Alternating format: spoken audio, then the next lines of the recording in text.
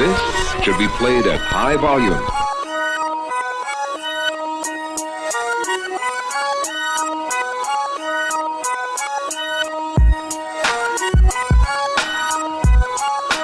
Welcome to Outta Pocket. Here's your host, Michael Davis.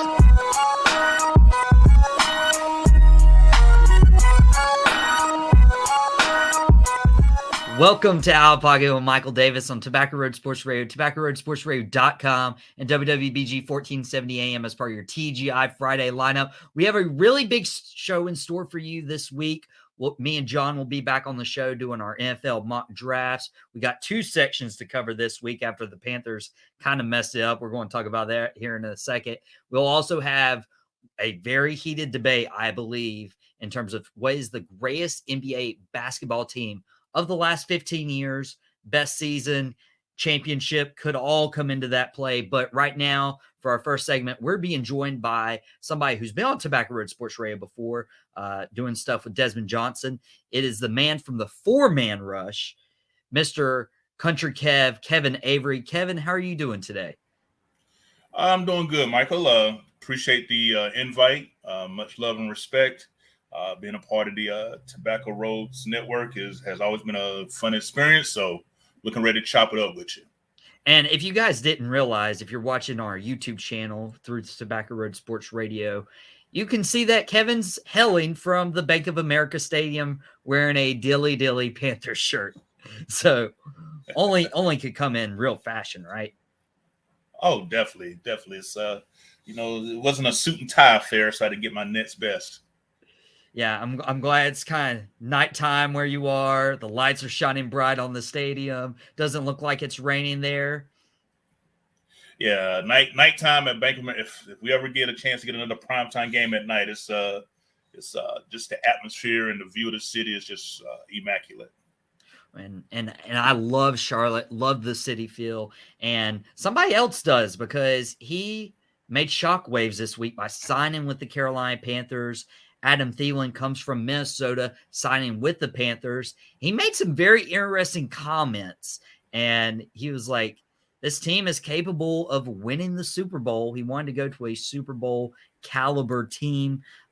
They obviously made a lot of waves this offseason, trading for the number 1 overall pick, which will probably be a rookie quarterback, I imagine. But what do you make of Adam Thielen's comments about the Carolina Panthers potentially contending for a Super Bowl this year?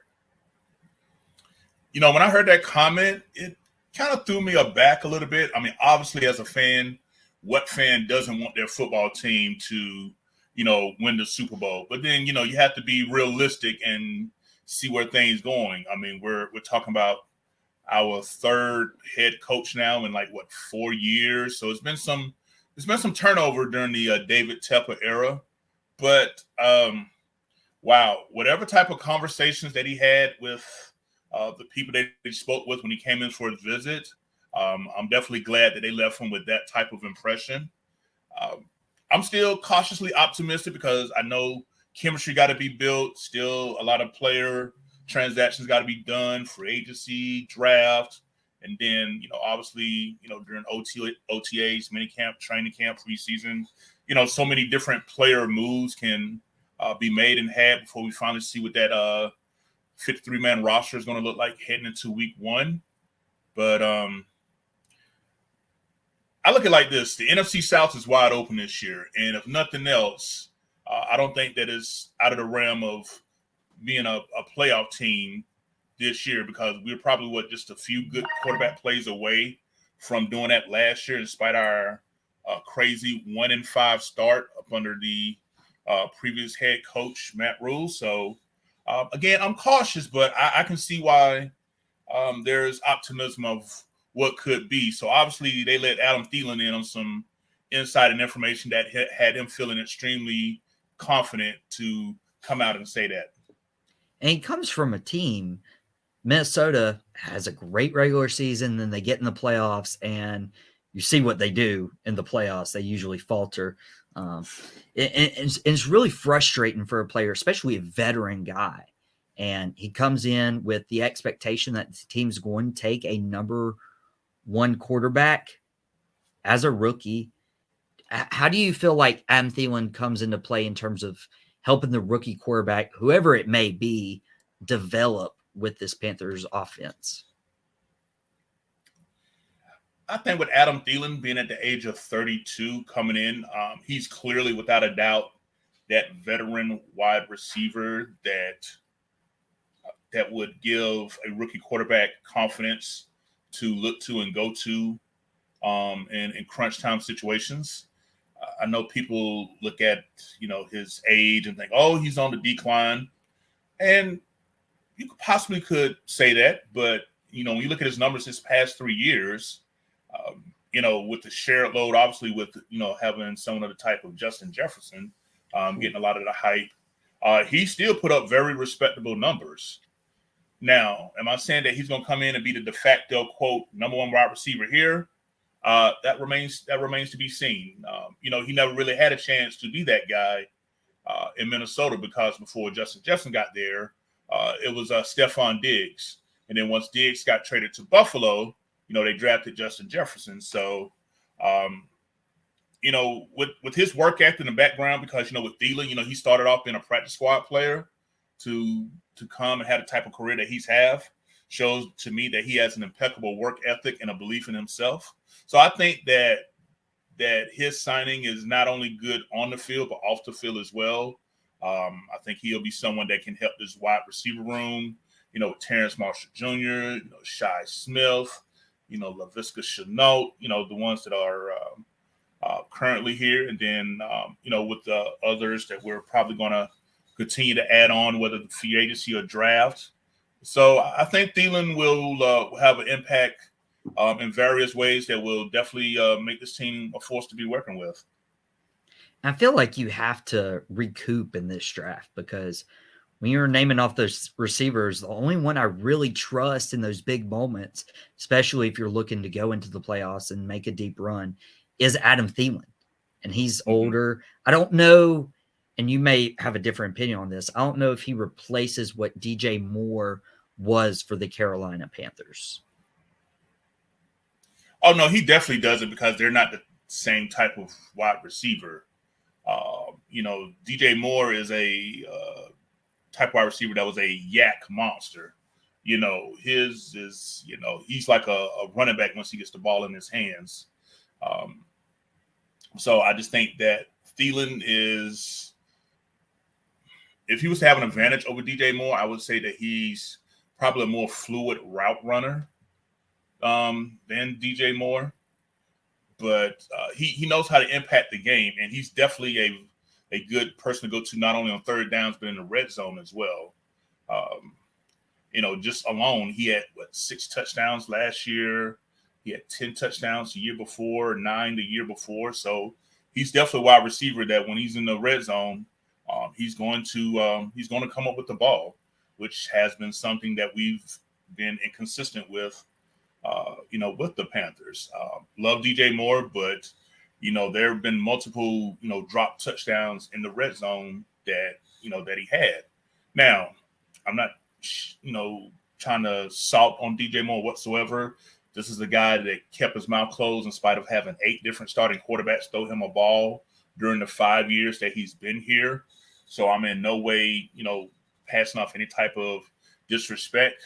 But I'm just of the belief, hey, if the ball hits your hands, I'm expecting you to catch it as a fan. Whether you catch it with hands, body, whatever results into a touchdown, that's my expectation. So I just think that Adam Thielen is going to do his own game and make an impact that'll be different than DJ Moore. But to say that he's going to replace or duplicate, I definitely don't see that. Especially if you guys get a rookie receiver in round 2, round 3, there's still going to be some good guys there. Maybe Josh Downs from North Carolina, maybe Hyatt from Tennessee. I personally would love those guys in Dallas with my Cowboys. You could have somebody that Adam Thielen can mentor like he's been for Justin Jefferson. But the question is, who's going to be throwing Adam Thielen the ball? Kevin, are you weighing one way or the other, whether it's going to be Bryce Young, CJ Stroud, if they're going to pull a curveball and draft Anthony Richardson number 1. Who's the quarterback of the Panthers this season? Before I get my answer, let me preface this by saying it's good to have these type of quarterback questions and debates versus last year when it was Sam Darnold versus Baker Mayfield versus Matt Corral. It's just, even with PJ, PJ was the 4th string quarterback, ended up getting cut and brought back on, and ended up, coming back and playing fairly decent for us, actually. So, I definitely wish him well, in Chicago on that aspect, because I definitely was a PJ Walker fan. That game in Atlanta, I just felt like he was phenomenal. Bad call on DJ Moore for that helmet. But anyway, so with that being said, I'm open-minded because here's the thing. Now that we finally got an offensive-minded coach, I'm going to trust whoever they draft. So I am open to the possibility of it being either Bryce Young, CJ Stroud, or Anthony Richardson. If we got either one of those 3, regardless, people think, where they should be drafted at, I would be extremely happy. Now, if I'm held my foot to the fire and say, okay, choose one, I think without a doubt the best quarterback prospect in this class is Bryce Young out of Alabama. I think that he's by far the most polished. I'm not one of these tape measure scale queens that's, because a majority of the debates online people are having about him, they're talking more about his stature than his play on the field. And I think that's just, rather narrow-minded, because when you get people to actually tell you, okay, outside of the size, what is it about his game that you don't like or he needs to improve you of? I really don't get but so many, legit responses back. For me, I think he's the best quarterback prospect in the last, not only this draft class, but maybe like the last 2-3 draft classes, maybe. I mean, I just think really, I think if he was the prototypical size, 6'4", 230, he would be called easily a generational talent. But because he's 5'11", 205, they're saying, oh, well, no quarterback that small. They bring up all the small quarterback comparisons and, the percentage, the analytic folks come out, well, ain't no quarterback that size ever, and all this. I'm a person that believes the film speaks more than anything else. So for me, when I put on the film and at a 4-man rush, we've spent plenty of hours, late night, chats on Facebook, together on, just looking at it. We, all of us are in agreement with Bryce Young will be the best choice, especially since we traded up to get him. And now Country Kev, this is his first time on Out Pocket with Michael Davis. And Michael never has an Out Pocket take. A lot of my guests do, but Country Kev right here, we're all for the short kings on this show. And Bryce Young can be a short king. Not everybody can have the stature of, a Cam Newton. But you also look at those taller guys. I think Brock Osweiler, Paxton Lynch, necessarily height doesn't mean you're going to be a good quarterback. It's like, with the way the game is changing and the way the game's evolving and, even pro wrestling, you have your Shawn Michaels, you have your Eddie Guerrero, you have your smaller guys, Rey Mysterio, who made an impact. And football, it's been the same with Drew Brees, Russell Wilson. Kyler Murray's been shaky a little bit. He didn't have the best year last year, but Cam Newton might be better than Kyler Murray in Cam's mind, at least. Cam believes that we're not going to drop the expletive, but Cam believes there's not 32 quarterbacks better than him in this class. He's probably not going to sign with Carolina because Carolina has their starter. Do you still see Cam Newton as a starter in this league? And do you have a team that could potentially sign the former MVP? This is always a tough question because as a fan, I'm definitely a huge Cam Newton fan. Actually had the honor and the pleasure of meeting him at his cigar lounge in Atlanta a few years ago with the other members of the 4-man rush. Got to take a picture with Cam. We actually got to sit down and talk with him for about a good 10, 15 minutes, just smoking cigars and just, vibing with the man. I mean, dude is chill. So, Is Cam Newton capable? I think he is, because I can see that he has competitive nature. Now, I will say this though. I think that with the injuries, because it's been a while since we've seen a healthy Cam Newton. So, but I definitely think that based on quarterback play that I've seen around the league, that there are quarterbacks that he could, if given a full offseason, that he could challenge. Now, the problem with Cam for me is he doesn't want to come in as a backup and possibly go through the starting job like that. Because with his skill set, no team is going to build around the skill set of Cam Newton at 32. It's just not going to happen. Now, can he show the ability to adapt to whatever scheme is used by whatever team would take a chance on him? That's the question. Now let him come in, let him have OTAs and get reps and do all of that. Don't just bring him in, straight training camp and then, throw him out there and, because I've learned that the reps that you get April, May, and June before you get to training camp are vital for chemistry and everything. I think it would have to be under those terms, but I don't think he's willing to accept those. So I really think it's going to be nearly impossible that he'll get another chance to be on the NFL roster. But now, if there was a team that I think where there could be a chance, if you look up the road in Baltimore, with this whole Lamar Jackson situation, he could be a nice bridge quarterback right there.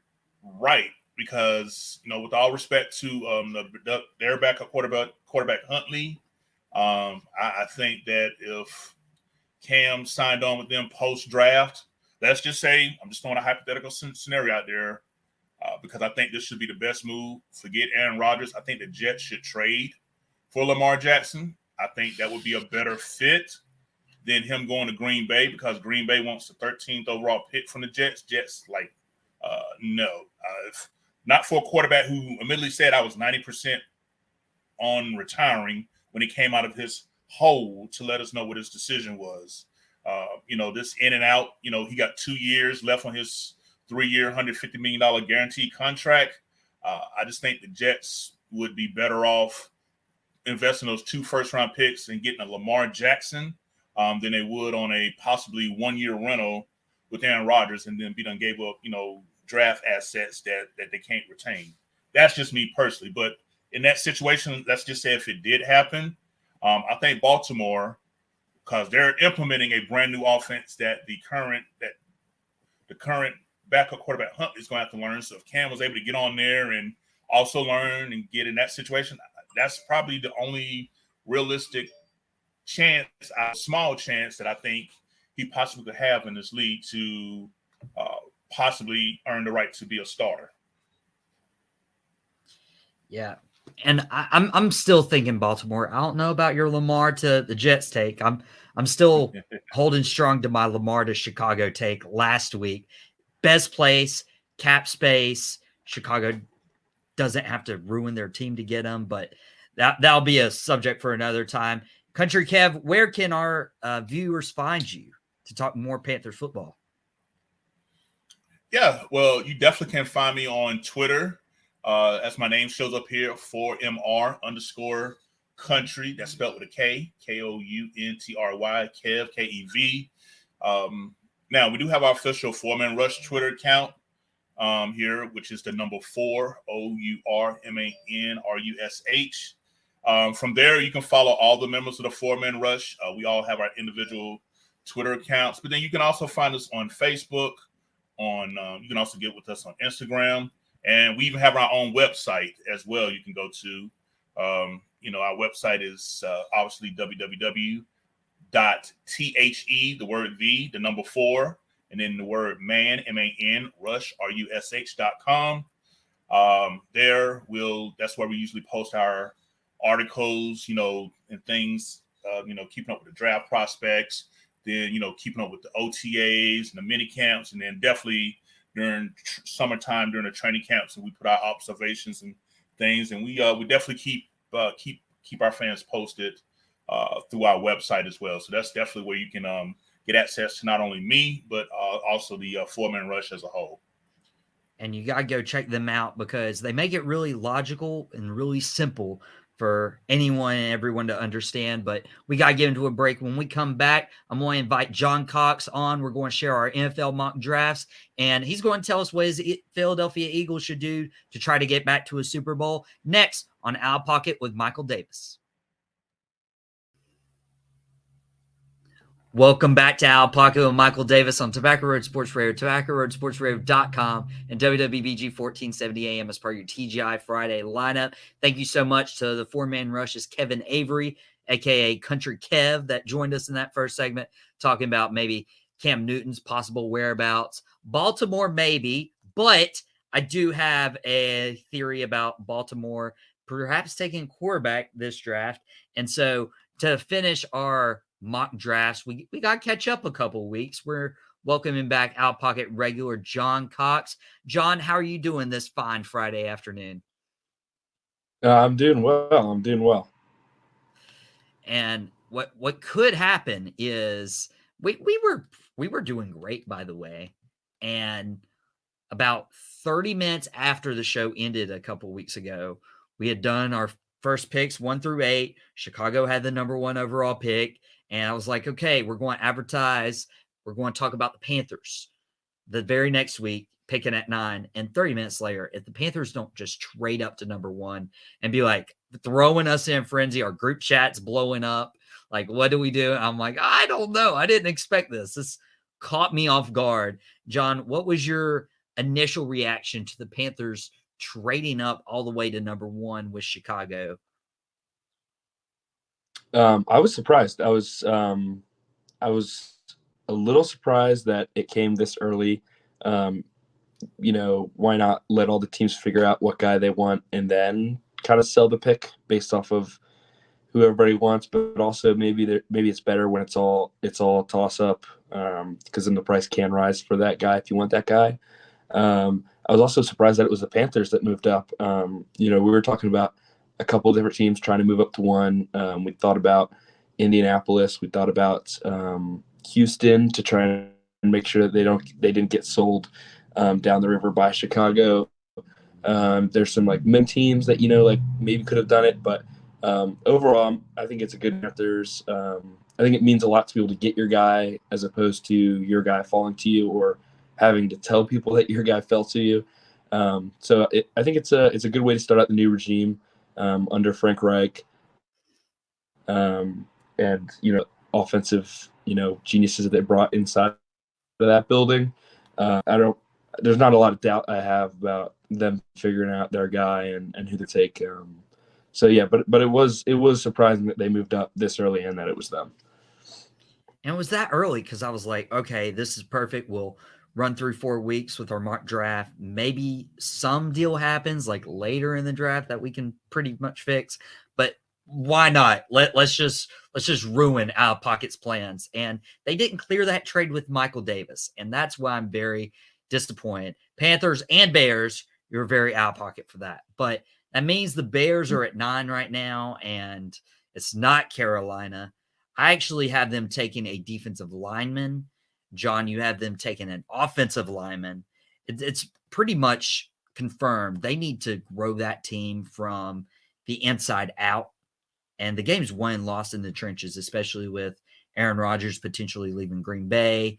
Minnesota, you never know what to expect from them. Detroit might be on the come up. And so do you see Chicago taking a quarterback, or they're relying on Justin Fields, or my take, going to get Lamar Jackson? Are they doing it in the offensive line, defensive line, going for a receiver? What do you think Chicago needs to do? Well, I think this is why moving down was such a good choice for them, is that they need a little bit of everything. I like Justin Fields. I think they've got that figured out. I think you try to protect him. Maybe go get him a weapon. Maybe Item with the receiver coming out of Off State. I would Jackson Smith Najigwa, a guy like that. A real weapon. There's a couple receivers in this draft class for that would be fun to see with Justin Fields, but I think it's just such a young team. You need everything. Trading now is a smart pick, but Justin Fields one more year and see what he's got. And worst comes, got the Panthers pick next year, and you've got your own pick as well. So, you can roll the dice, I think, on. You can roll the dice. You can start filling out your team. And I forgot you're the guy who loved Jalen Hurts for the longest time. You may or may not be right. We didn't bring Jackson on because we didn't want John's head to explode, or Jackson's for that matter.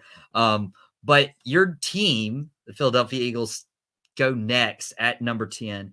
It's very rare that you're in the Super Bowl and you draft top 10. And this is because of a trade. I believe, if I'm not mistaken, this was a trade with the New Orleans Saints. Can't even remember. So last year the Saints really liked Chris Olave. Right. We were at we moved back to in the late teens. We traded that pick for AJ Brown, and then we moved back up to secure. Came away with Jordan Davis, AJ Brown, and the number 10 overall pick this year. Master maneuvering right there, Isman. We picked 10 and the Saints this year. I wouldn't be surprised if the Philadelphia Eagles are not picking at number 10, though. They usually do a lot of moving up and down and back and forth. A lot of up and down and back and forth. How Roseman is going to try and squeeze it in. There might be some guys that want to move up to a guy at 10. With how inflated the quarterback market is, maybe they really like a defensive piece 10 and are willing to give us some stuff. Maybe they really want a corner that falls to 10 and we're really willing to give them stuff. Or maybe we're just in the Super Bowl. It's time to really push our chips in. Let's move up Jalen Carter or one of those guys that could help and provide right now, and try and get back to the Super Bowl, because that's what it's all about. You just said Jalen Carter and my head exploded. I could. Please don't. Please don't. That would be, as a Cowboys fan, you guys getting Jalen Carter. Well, if he can play this year, but we won't get into that too much. We've already touched on that a few episodes back. You can go back on the YouTube channel and rewatch some of those episodes, all of them on the YouTube channel for Tobacco Road Sports Radio. And we aren't doing trades in this mock draft. And they could stay put. And personally, this is my thought. Eagles love to run the football. You guys just lost Miles Sanders. Running backs are usually better on rookie deals. And Bijan Robinson, I know it's a lot earlier than people are projecting him to go.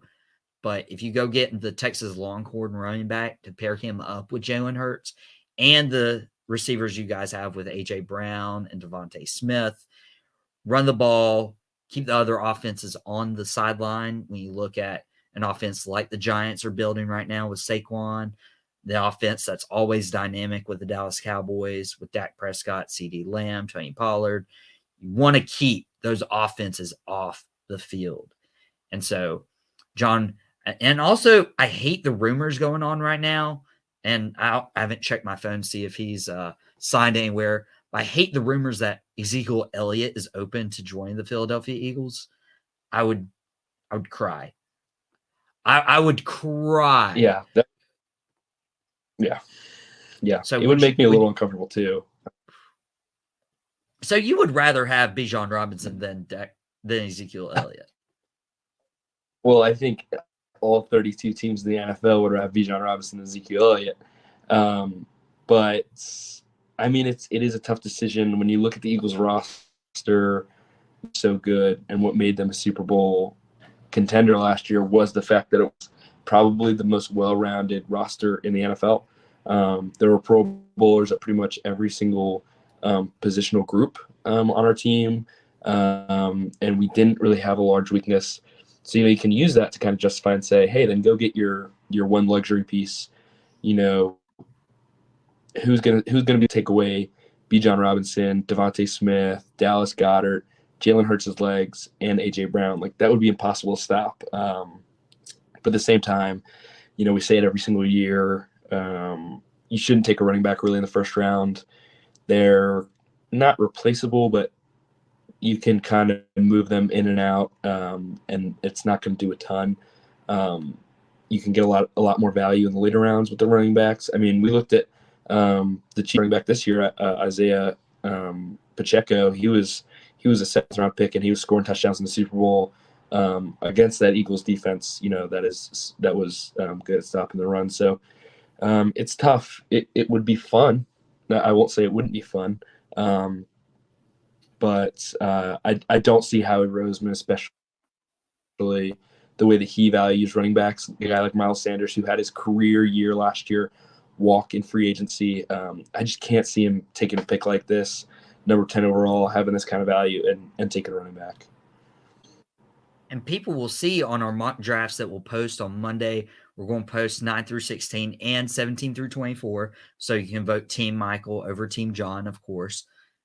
This is Outta Pocket, But John actually has them taking Joey Porter, the cornerback from Penn State. I think that was a little homerish of you, taking the in-state guy, Joey Porter. But if you guys already have Darius Slay, Gardner Johnson, that's a little overkill, man. Like, come on, bro.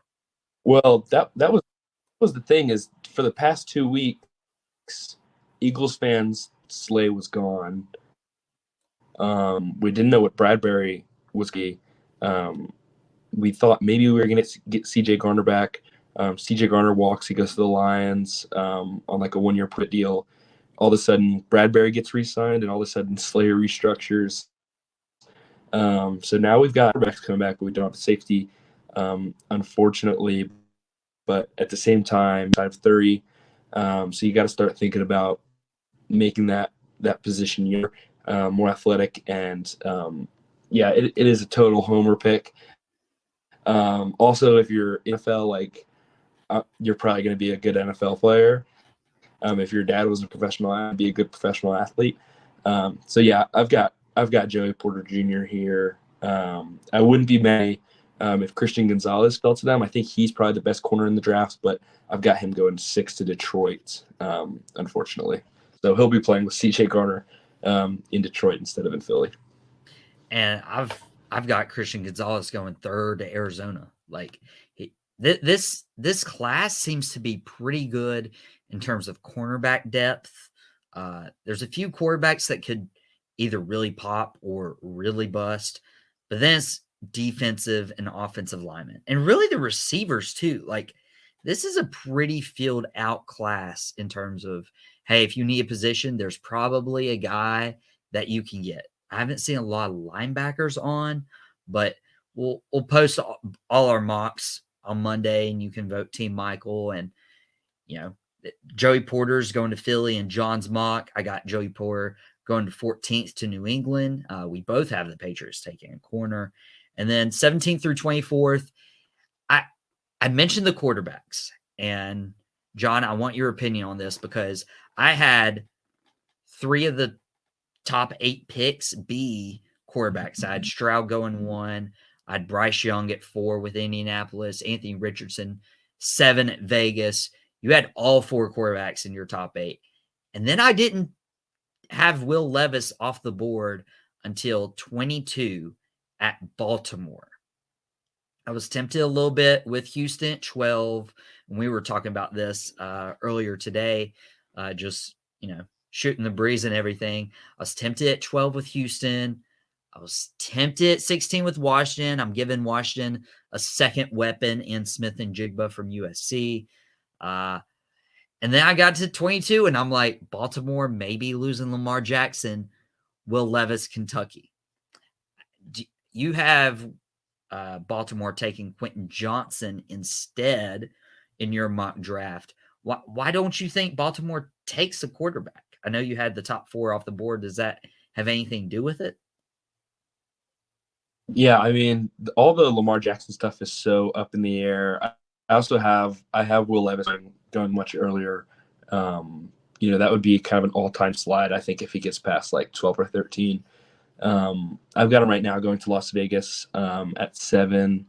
I don't see him falling to 22, but I was also just operating under the assumption that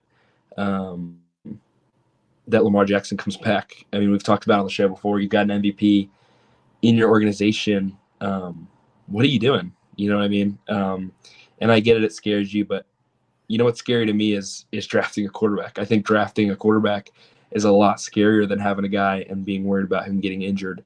Here's the thing. If you pay him a guaranteed amount and he gets hurt and he never plays again, that would be horrible, of course, for him, but he get paid.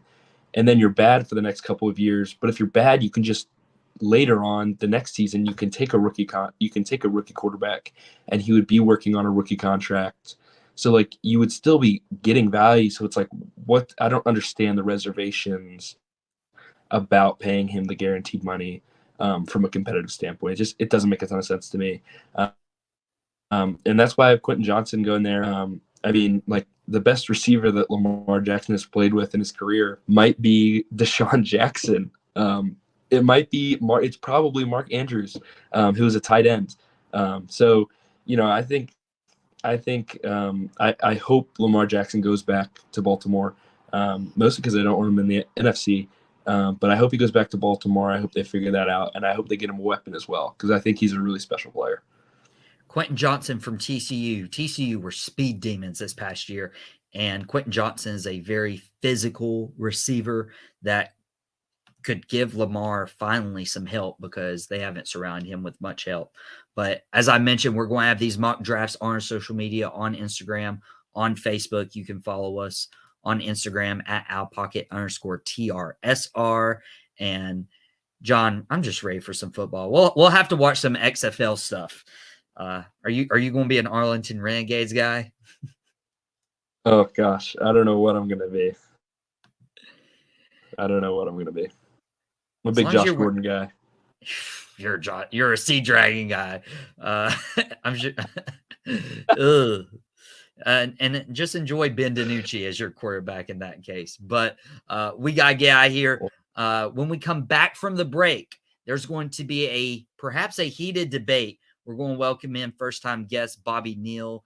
He works with the App State Athletics to talk some NBA. We got Henry Wilcox back on the episode, and we're going to talk whether or not a certain team is the greatest NBA basketball team in the last 15 years when we come back after the break. Welcome back to Outta Pocket with Michael Davis on Tobacco Road Sports Radio, TobaccoRoadSportsRadio.com, and WWBG 1470 AM as part of your TGI Friday lineup. Thank you so much for Kevin Avery stopping by in the first segment. John Cox and I are going to get our mock drafts onto social media this Monday. We got 9 through 16. We got 17 through 24. Now that we finally figured out what to do about that blockbuster Carolina Panthers trade for the number 1 overall pick. But I've been advertising this. This could get heated. This could get some out-of-pocket takes other than mine because none of my takes are out-of-pocket. So I had to bring in somebody you guys are well aware of, well familiar with, Mr. Henry Wilcox, wearing his Mr. Rogers shirt. Henry, how are you doing today? I'm doing all right, Mike. How are you?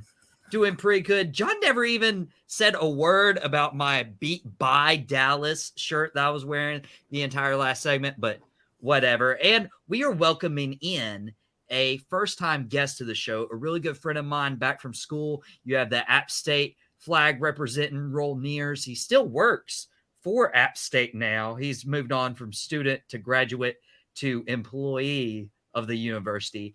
His name is Bobby Neal. Bobby, how are you doing, man? I'm feeling pretty good after that introduction. I'm happy to be here. My first media appearance. I'm usually on the other side of the media appearances, setting up other people, so should be interesting. This is a nice little change of pace. And hey, Bobby, I'm not just saying this because you're my friend. You're welcome anytime you have that backdrop with you. But I want to bring you guys on today because I've had really good basketball conversations with you both. And I wanted to discuss the greatest NBA team of the last 15 years. And I kind of capped it at 15 because, of course, we could pull out, the Bird Celtics, the Showtime Lakers, any team Michael Jordan was on, because Michael Jordan's the GOAT, just so we're all aware of that. You could pull out a lot. And I started watching about 15 years ago, give or take. And so I wanted to give Bobby the floor first for his first time appearance because I have a team in mind of who I think the greatest NBA team in the last 15 years is. Our premise for this is not capturing, hey, this organization or this franchise had a great 15 years or whatever. This is single season, greatest team, almost unbeatable of the last 15 years. Bobby, it's your floor now. So we're starting with number one. Starting with number one. Well, I think you're number three, but we'll go with that. Or solid number two. Oh, do you have a top five? Oh yeah, go for top it. Five. We can go with number one though. Hey, say your honorable mentions while you're at it. I don't have a top five. I just have a single team.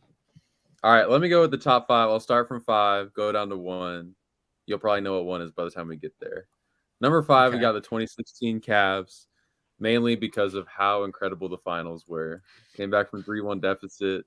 LeBron James had like 40 points a game, and it was just epic. I'm a LeBron bandwagoner, always have been. So you're not off to a good start, Bobby. That's just number 5. All right, okay, all right. Number 4, 2009 Lakers. They had 65 wins. Had an easy time against the Orlando Magic in the finals. That was like the first team I watched, so I had to throw them in there. Kind of got me into basketball, just watching Kobe and Pau Gasol dominate. That was great to see. Number 3, 2014 Spurs. That was kind of the last year for the Heat, and they weren't ready. Even the Spurs were just so dominant, and it was hard to watch as a LeBron bandwagoner, like I said. So they were just, like 4 stars on the same team at the same time. It was crazy. Number 2, you could say any of the last 8 years, but the Golden State Warriors. I chose 2018 because that's when kind of KD and Steph were both at their primes at the same time, and nobody could have ever potentially beat them. And then number 1, which I assume you will agree with based off of your biases and preferences, is the 2013 Miami Heat. They had 4 good years, but 2013 was the best. That was LeBron's best year of his career, at least with the Heat. Dwayne Wade was still at his prime. Chris Bosh, dominant. And they had such a good fit of role players. They had shooters, Ray Allen, Mike Miller, Shane Battier. Battier was taking charges on the other end. They had Haslam in as just a tough guy. And then Mario Chalmers and Norris Cole at the point. And it was magical. It was a 2K player's dream. Bobby, you are welcome on the show anytime. You were not off to a good start. I assure you were not off to a good start. But you recovered very nicely, and you stole a lot of my thunder too. And the fact that we can recall a guy like Norris Cole, who you always need that scrappy player who will do anything you ask him to do. He was the tone setter for the bench. Mario Chalmers had the starting role handled. And, when you have Bosh, LeBron, Wade, you're going to do good. But, you bring in your sharpshooters like Mike Miller, Shane Battier, Ray Allen at the tail end of their careers. You had Birdman, Chris Anderson. Yeah, and that's true. Obviously, you still had the OG Udonis Haslem. He wasn't playing as much just because of how stacked that team was. And you stole my thunder. That was number 1. This might be a quick debate, Henry, are you going to be in agreement with us? Because, I mean, you might as well just hop on our bandwagon now. I'm going to say absolutely not, which I hope you expect me to say. I love the Heat. Love the Heatles. You should. Heatles.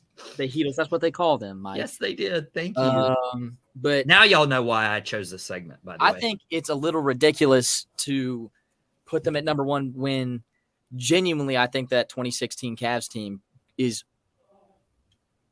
considered to be better than that Heat. Yes. No. They beat the best record of all time. They beat the best system of all time, maybe aside from the 2014 Spurs themselves, in a 7-game series after nobody believed in them. That's up there, but I still have to go with, even though I'm singing the praises of the Cavs, I would have to go with the 2016-2017 Golden State Warriors. Simple as that. And I think that's the basic take, because you have two, probably by the end of their careers, top 10 players on the same team with top 75, 100 players in Klay Thompson and Draymond Green, and Iguodala's not top 100. Phenomenal role player. Kevon Looney, phenomenal role player. They lose Harrison Barnes, and they trade him out for Kevin Durant. They had 73-9 the season before. Everybody was upset when that happened because it felt like you could not win, and that's how it was for 3 years. I mean, yeah, like statistically, you have two of the greatest shooters of all time on the same team, along with Klay Thompson, who has to be top 10. And then you have two incredible point forwards in Draymond Green and Andre Iguodala. Sorry, what were you going to say, Mike? Go ahead. You said top 10 like that season, or top 10 shooters, period, for Klay Thompson. Of all time? Of all time. I agree with that. You would? Yes. Okay, I don't know which one I should attack first, the Klay Thompson top 10 shooters of all time, or the fact that you put KD in your top 10 all time. I don't put him there yet. I'm saying by the end of his career, I think he's close. I think he's probably 11 to 15 range. What would propel him to your top 10? Another ring, probably, where he's the most dominant player on the team, or the preeminent player. So not possible, because he tried that in OKC, couldn't, so he joined the Warriors. Yep. He went to the Warriors. Yeah, I mean, there's a good chance he doesn't. Yeah. But you look at that team around him now in Phoenix. You got Devin Booker, you got Chris Paul, you got DeAndre Ayton. He can't go there and be the guy. Like, I think that, and we talked about this a few weeks ago, I think that tarnishes his legacy and probably bumps him down on the all-time list if he walks away with a ring. I wouldn't. We talked about this before. I don't think that's true. I think this is different than him leaving OKC, and I think it's different than him leaving Golden State, because they got serious value back for him. He didn't totally screw the team and its fans, other than not winning. And I think it's ridiculous to say that he can't be that guy in Phoenix, because he is Kevin Durant. And it is ridiculous entirely to say that he cannot be that guy. Devin Booker's great. Chris Paul's great. DeAndre Ayton's great. They're not Kevin Durant. Simple as that. Steph was right there. D-Book is not. He's not right there with them. So Henry, you're saying the 2016-17 Golden State Warriors? Yes. That's your final answer? Yeah, probably. Yeah. That's respectable. But when you go back and you think about the Cavaliers beating them the year before, how could you even put that on your list? So what I was saying a minute ago is that, yes, the Cavs beat them, and that's what makes the Cavs so great, the 73-9 Warriors, the team that beat Michael Jordan, record-wise at least. And you take Harrison Barnes, phenomenal player, part of one of the best systems. The death lineup goes crazy. You take him, maybe mid-level, almost all-star, not quite there level player, and you replace him with Kevin Durant. No one could beat that. No one. And they didn't. They didn't. What ruined that team was him tearing his Achilles in the 2019 season. Him and Klay drop out, and the Raptors still win in 6. Not 4, not 5, 6. That's one game away from a 7-game series. Bobby, I don't know. Well, I look back to 2013 and the Miami Heat. You mentioned Birdman. They threw out a Harlem Shake video that no team has topped since. And so I think if you factor in culture, that helps If you us. factor in culture, yeah, no, that's awesome. Well, how do we factor in culture though? That's the problem. Though. If we count culture, But, yeah, Isaac's top okay, 5 think about player it. of all time. He's not top 5. Let's think about it head to head. Yeah. So Head to head, we're running a 2K game and Miami's winning, especially if I'm Miami. Bobby knows that all too well. So Steph versus Chalmers. I'll give the nod to Steph on that one. Yeah, no, that's close. That's close. Steph. Bobby, Steph or Chalmers? Oh yeah, I'm gonna go Steph. Okay. Well, then you got Klay Thompson and Dwayne Wade. Mm-hmm. Wade. D Wade. Wade. Yep. Yeah. Wade. Okay. We go down. Okay. LeBron James or Kevin Durant. Well, no, you say LeBron James, but I don't know if that's the 3 in the lineup. I'd probably say that's the 3 is probably Iguodala. And then easy. LeBron right there. LeBron. However, you get the power forward slot, that's Kevin Durant. I'm taking Kevin Durant over Bosh. Or if honestly, this is a hot take, this is out of pocket. I'm taking Draymond Green over Chris Bosh on the Heat. I don't know how hot take. But and then of course whoever they have at the 5.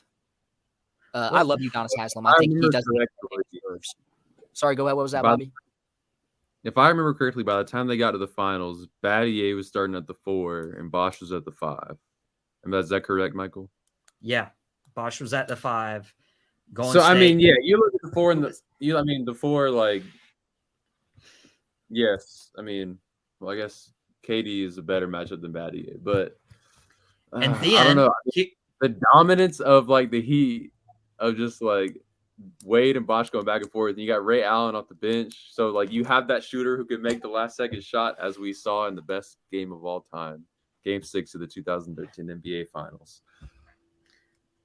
And it's like, yes, the Warriors would make a lot of baskets, but it'd be a high scoring game, and I think the Heat would take it, even though they don't win them all 5 matchups. I think it'd be close. I think it'd be a 7-game series. 100%. I think that the Warriors are better. I think their bench. I love in my heart that Heat bench. That bench is a billion times better than the Warriors that year. Please don't ask me to break it down right now. Actually, I'm going to. So ask me. We got so Heat. What? Chris Anderson. Okay, name them off. You're a fan. Ray Allen, Birdman. Yeah, yep. Norris Cole, Mike Miller, Rashard Lewis. Rashard Lewis. Love that guy. Doesn't get enough credit. He was not. He was past his prime. Yeah. So the 2016. Mike Miller was a beast, though. The shoe when he lost the shoe. Yeah, iconic. Let's see. Mike. Okay, so here is the bench, the non-starters for this Golden State Warriors team in 2016-2017. Matt Barnes, just a tough guy. Ian Clark, low-impact player. And I hate to say that because he is an NBA player. That's impressive. Damian Jones, phenomenal. Sean Livingston, never missed a mid-range shot in his life. Kevon Looney, great board man. James Michael McAdoo, Patrick McCaw, 3 rings in 3 years. Yeah, because it was Curry next. Yeah, absolutely. JaVale McGee, great backup center. Anderson Varejao, great center. David West. Past his prime. Yes, David West was past his prime. Of course he was. So was Varejao. So was Varejao. So was Ray Allen. So was Chris Anderson. So was Shane Battier. He was still producing. Ray was still producing. Ray was still producing. So was Sean Livingston. So was Varejao. So was but so was JaVale McGee. I think we can agree this would be the best 7-game series of all time if it happened. Oh yeah, it would be fun, but Miami would win in game 7, and it would go 7 games because Miami went 7 games with the Spurs. But come on, I'm taking Miami's bench, that shooting, that veteranness. They weren't washed up by this time. And I'm taking Spo over Kerr any day of the week. I'm taking him 8 days out of the week. That is crazy. No, it's not. Eric Spoelstra is a great coach. How many coach right now aside from Pop? That is crazy. That is. Oh, you're not saying all time. For a second, I thought you were saying all time. I was like, whoa. Best coach right now aside from Pop, but Spo is passing Pop. He was pretty close. I really don't know how I feel about that. I'm going to be honest with you. How many rings does Eric Spoelstra have? Can you tell me right now? Eric Spoelstra has the 2 with LeBron. Yep. And he almost won with the Jimmy Butler COVID finals. And he almost. I don't know. Okay, do you see what he was working with? Right, Yes. right. No, I think it's incredibly impressive that they made it that far, but they were not close to beating the Lakers. He just got 700 wins this week. Most boring finals in NBA history. Yep. Can you tell me how many rings Steve Kerr has? Because I can. On the back of Curry. On the back of Curry. Both of Eric Spoelstra's rings have LeBron's face on them. Does Steve have 4? Wade and then Chris Bosh. Wait, sorry, what was that? Does Steve have 4 though? Yes. Yeah, they won last year. Well, he has 4 as a player and 4 as a coach, if that's what you're asking. But actually, he might have 5 as a player. I'm not sure about that one. You'll have to I think check he has 5 as a player, thanks Yeah. to Michael Jordan. Yeah. And Tim Duncan. Yes. I'm just saying what Spo has done to just do everything with that team that he has right now, the last 5 years. Everyone wanted him fired. LeBron wanted him fired, and Pat Riley's like, no, Spo's a good coach. You either take it or you leave it. LeBron went back to Cleveland trying to be this hometown hero, and then he went to LA, and he might be in the play-in tournament. Who knows? And wait, where are the Heat standing right now? He's standing in like 6th, 7th. They're hovering around that right there with injuries. You know that the 7th seed is in the play-in, yeah? Yeah, I know, but where are the Warriors right now in that whole system right now? I think 2 games out of the 5th spot. I could be wrong about that. Yeah, so is like the 12th team in the West. You're right. They're all separated by 3 games. Yep, that's impressive. The West is stacked here. But if you look at the Warriors, the year before Kerr came, and then the year after in his first year, it was the exact same team. Yes, Steph became Steph in 2015, but I mean they won a lot more games. They became the team to beat as soon as Kerr got there. Yep. So I hate to argue with myself, but that is, I mean, I think Kerr's a good coach.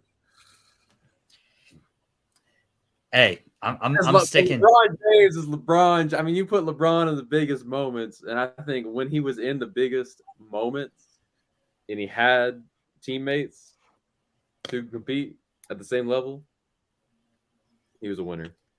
And yes, the Warriors are winners, but I don't think LeBron would lose that. And at the end of the day, on Outta Pocket with Michael Davis, it was 2v1.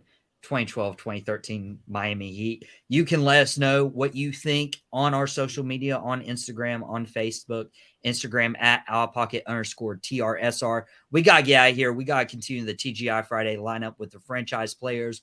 We'll be back next week on Outta Pocket with Michael Davis. John and I are going to do the remarks, and we'll probably debate some more wrestling, football, basketball, anytime. Bobby, Henry, it's been a great time. Subscribe to our Tobacco Road Sports Radio YouTube channel, and everyone have an amazing weekend.